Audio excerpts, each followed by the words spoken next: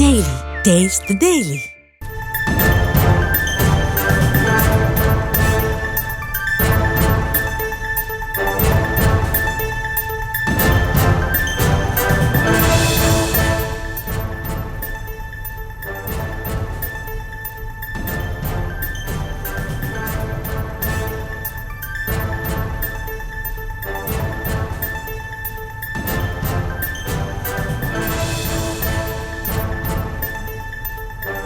அண்மை செய்திகளை பார்த்து வருகிறோம்.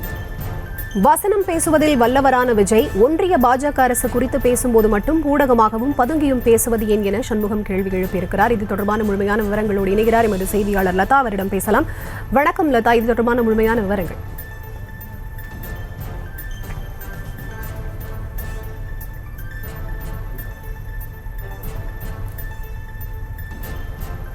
லதா, இணைப்புல தான் இருக்கீங்க, விவரங்களை நீங்க பதிவு செய்யலாம்.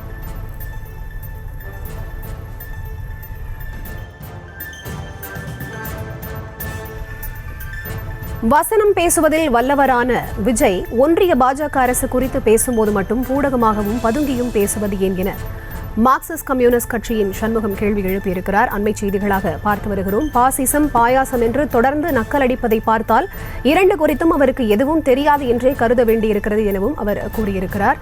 அண்மை செய்திகளை பார்த்து வருகிறோம். முழுமையான விவரங்களோடு இணைகிறார் எமது செய்தியாளர் லதா. அவரிடம் பேசலாம். வணக்கம் லதா, முழுமையான விவரங்கள். வணக்கம். இன்று தமிழக வெற்றி கழகம் கட்சியின் 2ஆம் ஆண்டு விழாவானது நடைபெற்ற நிலையில விஜய் பல்வேறு விஷயங்கள் குறித்து, மத்திய மாநில அரசுகள் குறித்து பல்வேறு குற்றச்சாட்டுகளை அவர் முன்வைத்திருந்தார். அது தொடர்பாக மார்க்சிஸ்ட் கம்யூனிஸ்ட் கட்சியினுடைய மாநில செயலாளர் சண்முகம் பதிவிட்டிருக்கிறார். அந்த பதிவுல வசனம் பேசுவதில் வல்லவரான விஜய் ஒன்றிய பாஜக அரசு குறித்து பேசும்போது மட்டும் ஊடகமாகவும் பதுங்கியும் பேசுவது ஏன் என்ற கேள்வியை விஜய் நோக்கி எழுப்பியிருக்கிறார். அதே போல பாசிசம் பாயாசம் என்று தொடர்ந்து நக்கலடிப்பதை பார்த்தால் இரண்டு குறித்தும் அவருக்கு எதுவும் தெரியாது என்றே கருத வேண்டியிருக்கிறது என்ற விஷயத்தையும் கூட அவர் குறிப்பிட்டிருக்கிறார்.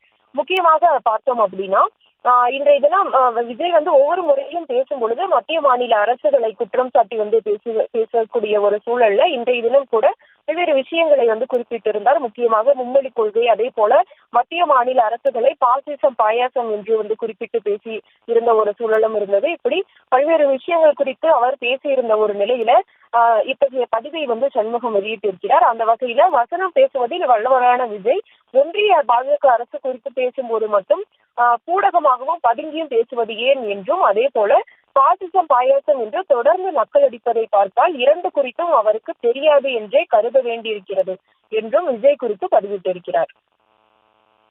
விவரங்களை வழங்கியமைக்கு நன்றி லதா.